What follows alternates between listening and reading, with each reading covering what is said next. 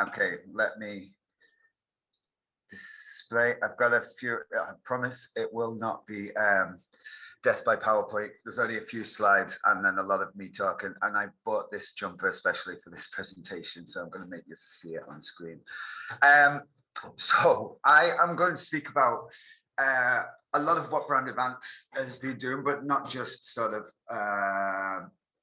waffle on about my own company, but also of what we've seen in the industry firsthand, which is this seismic shift, as Facebook and AIB have said, this shift towards the conscious consumer, conscious advertising, and agencies and brands. And I think if we speak honestly, catching up with society. By no means is our industry leading the way yet. It has a lot of catching up to do.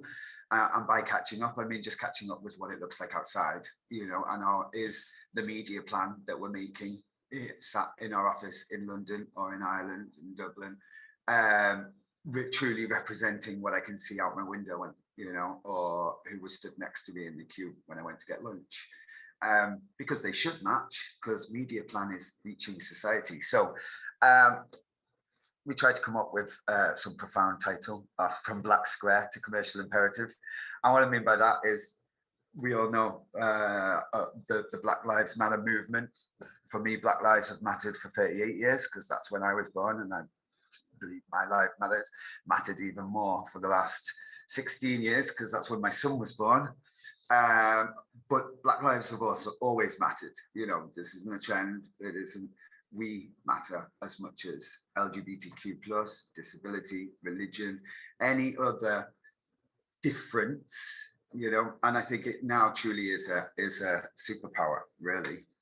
I want to talk a little bit as well about how diversity as a service, the UK, I truly believe, because I see it firsthand, is leading the way in many respects globally on turning diversity into a service, a sector, and it to have its true full representation in media spend, in insights, in the tools we use, in the creative output that we do as an industry. I mean, I know this about AI, this for the IAB, and so it's very technology, but it started with keyword blocking, but has moved so much further than that now, and call it coincidence or fate or any of these things, but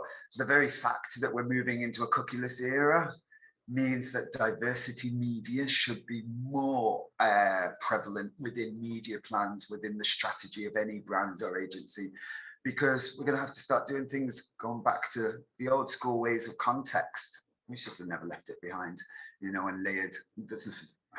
Don't hate me and think I hate data. I don't. But, there's a lot to be said on contextual placement around race, religion, sexual orientation.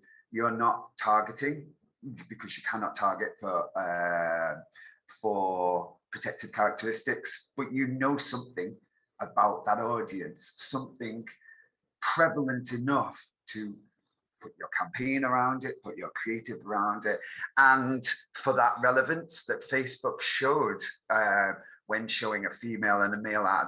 I have that as well as a Black guy and as a gay guy, and many others like me you will have good brand uplift when you stick imagery in front of me in contextual environments where I find myself, without the hinder of keyword blocking that describe me or describe my son. You will get that brand uplift. And I think above all, really, as an industry, so as the media and advertising industry, we are here to help and advise our clients to break the 10% growth threshold. I think if we're all honest, we know we haven't been able to do that for the last 10 years, maybe 15.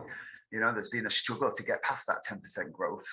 But actually now, because of how society has made us a lot more aware, and how we've realized that the tools, or the way, not even the tools are wrong, but the way we've been using them may have been wrong. There's now a good chance the next 5 to 10 years, pretty much any agency or brand sat on here might be able to break that 10% growth. Because literally, just by having this very discussion, we are opening new audiences that weren't thought of before. You know, it's not because I think there's many reasons to it: fear, the technology boundaries, the brand safety, etc. But now, you know, that we've had everything stripped away from us, that we've been, you know, we now are conscious consumers that have a choice, because we had all of our choices taken away for the last, well, a year, pretty much. So we choose where our money goes now. And us as marketeers now need to help our brands, our clients, to ensure that their creative and their strategy and their media and the tools they're using and the partners they work with help them to understand and to reach into these conscious consumers, where things like equality and integrity and authentic representation really matter now. You know, I'm going to say it, but gone is the days where you can stick Kate Moss in a window in London and, you know, be the biggest clothing brand.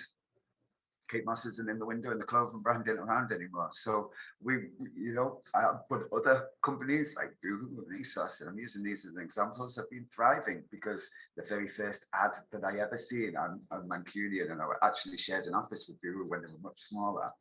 The very first ad I ever seen from Boohoo was a big pink bus with Boohoo written across it in the middle of Manchester Gay Pride, and doing a fashion show and a photo shoot at the top of the bus. You know, really embracing the diversity of our society and bringing that into their meaningful advertising. I think there's also this thing as well, actually, to point out a little bit that was said, I think it was in the Facebook presentation as well, about unconscious bias. And I always think we need to be really truthful with ourselves on that. Unconscious bias is only unconscious till the very first time you were told about it. It's not unconscious bias the day after. It can't possibly be a conscious bias the day after, because the very meaning of unconscious means you didn't know you were doing it. The second you ever spoke about it, went to a one-day course on it, etc., it then becomes conscious bias or implicit bias or many other definitions. Now, it's very right to say unconscious bias is a fight or flight. You know, it keeps us alive.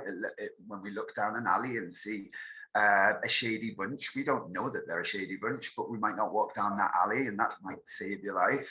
You know, so, but we do need to truthfully sort of say there is a lot that we can change. We can change as, you know, humans ourselves. We can change as society, but also we need to ensure that the way we speak to our clients, or the way we advise our clients, sorry, is to help them in that as well. You don't need to have Black people on your media team, if it's a small team, to ensure that there is Black representation in the media plan from that team. You don't need to. Don't get me wrong. I'd very much like to see more people that look like me or come from the background that I have in media and advertising. I think it would enrich our industry 1,000 times over. And I'll show you some stuff that shows that, you know, the numbers of my very own group of companies have sort of lend proof to that, you know. But I think we need to move away from this fear of not doing something. Now, you can see on the screen, there's things that have been done really well, and then there's things that have been done not so well. Now, the not so well ones, and I've just used these as examples, and I didn't work on any of them, and I'm not saying these are particularly bad. I'm just saying, in my opinion, these are ones that, you know, didn't get the best press and ones that did. And I'm sure many of you have seen a lot of these ads, and there's been a lot more as well, you know. But I think we shouldn't use the fear of doing it wrong to stop us doing it. You need to speak to me. You need to. I'm a privileged black guy, so I've got money in my pocket. I want to spend it. Believe me, my first day shopping yesterday, well, I bought far too much stuff that anyone should ever buy in one day. I want to spend my money, but I want to spend it in places that represent me. I want to spend it with brands that represent me. And then my kids, you need to speak to both of my kids equally. You know, my white blonde hair daughter, as much as my mixed ethnicity Afro haired son. They are both as important as consumers as any other child on earth, and should be spoken to, or a teenager on earth, as well as the rest of society. This isn't a nice to do. This isn't something that's a fad for today, and we can maybe dial it down a little bit tomorrow. And that this is a commercial imperative. Should you wish for our clients' brands to continue to grow, we have to do this for them because they pay us to do it.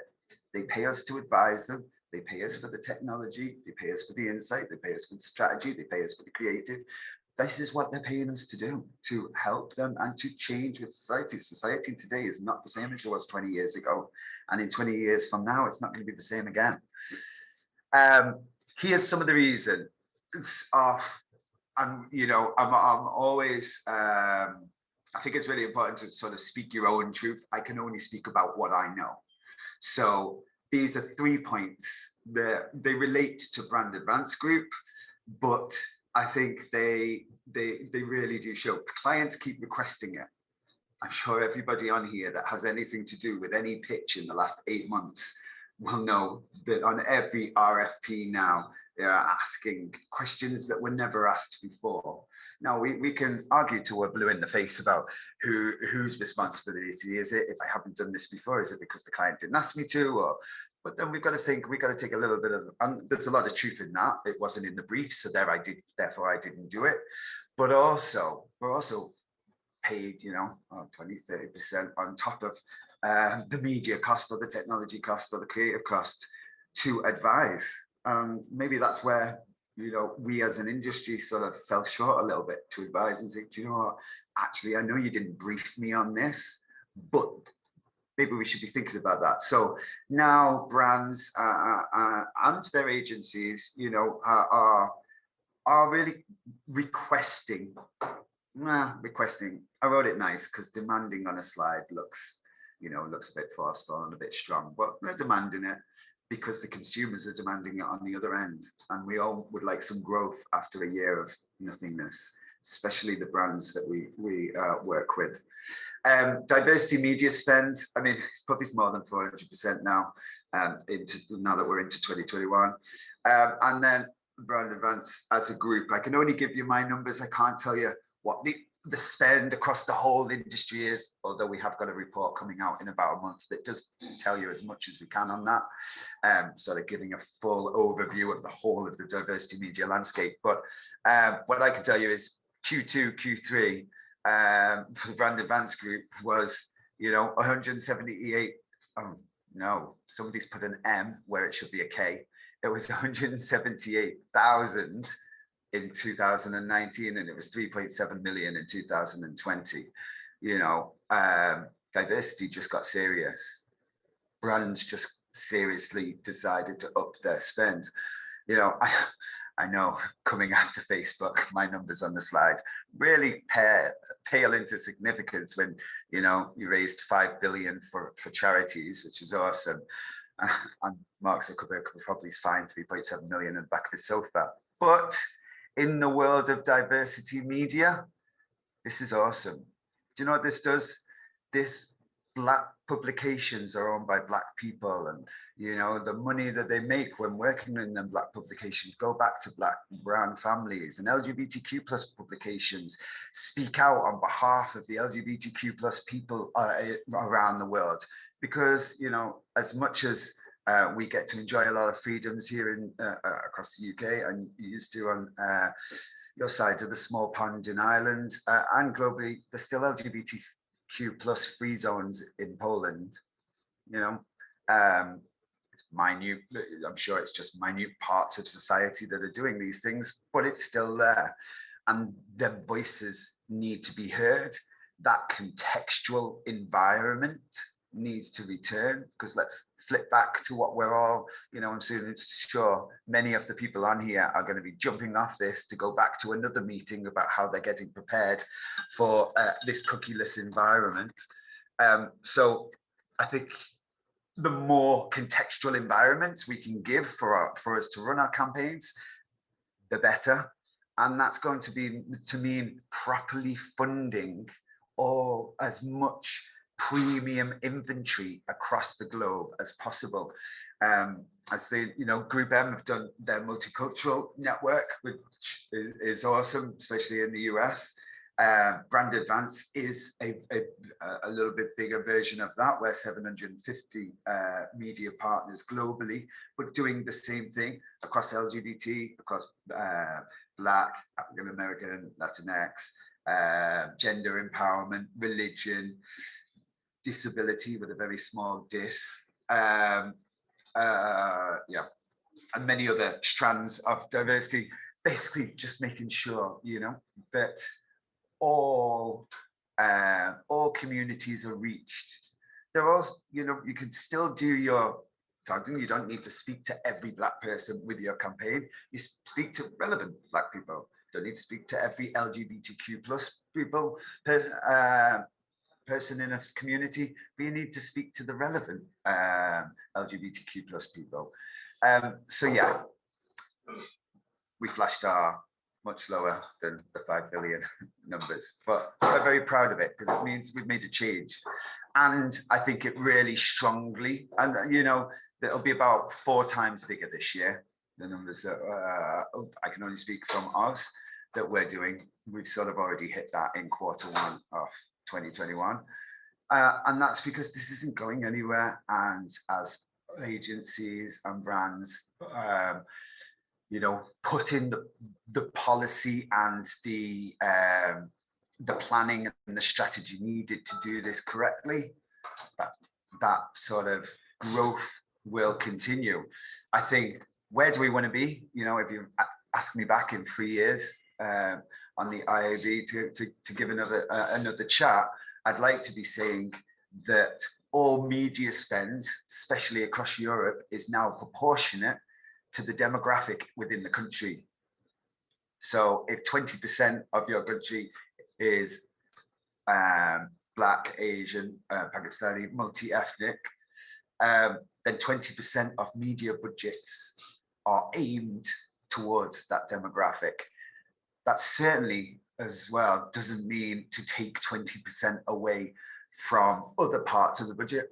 With new reach come new budgets. With more people to sell my brand to, then more investment may be needed.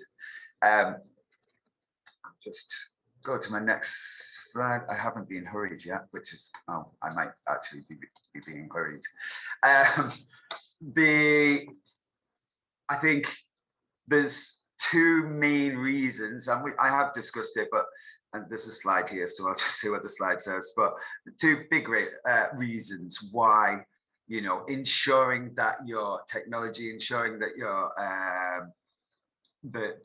the services that you have and the marketplace that you curate and the brand safety that you implement on your campaigns does not hinder reaching diversity, because consumers will vote twice, once with their voice, that is speaking online. Don't get me wrong, I'm not for cancel culture in any way, but speaking out or cancel culture sort of vibes online around a brand. And secondly, with the bottom line, which is they just won't spend. And to finish off, because I'd be stupid not to get in front of all you people and not talk a little bit about what it is that we do. The we've sort of worked with brands and mostly with agencies. I know I was introduced as an agency. We're not an agency as such. We're a diversity media specialist. So across consultancy, insights, we have planning tools agencies use to plan more diverse media. A global network. We have our own. We're launching our own publications to fill in gaps. Of communities that are not spoken to, both in the UK and across Europe, and then educational games as well, which is the newest bit. But you know, the reason we're all sat here talking about this is because of things like unconscious bias, because of things that we've seen in society, etc., etc. So we thought, if we're going to do well and have a little bit of extra money in the bank, we want to put that back into making games for kids 5 to 12-year-olds that they can play, that are fun, but actually will help them tackle these things that we believe in society, these biases that we get, you know, from us as parents, from the ads that we see, from life, from silly sayings in a playground that make you think that that's what somebody's like. So I'm guessing that I'm running out of time, but I hope that sort of gives an overview of what we do and how we can all do things better.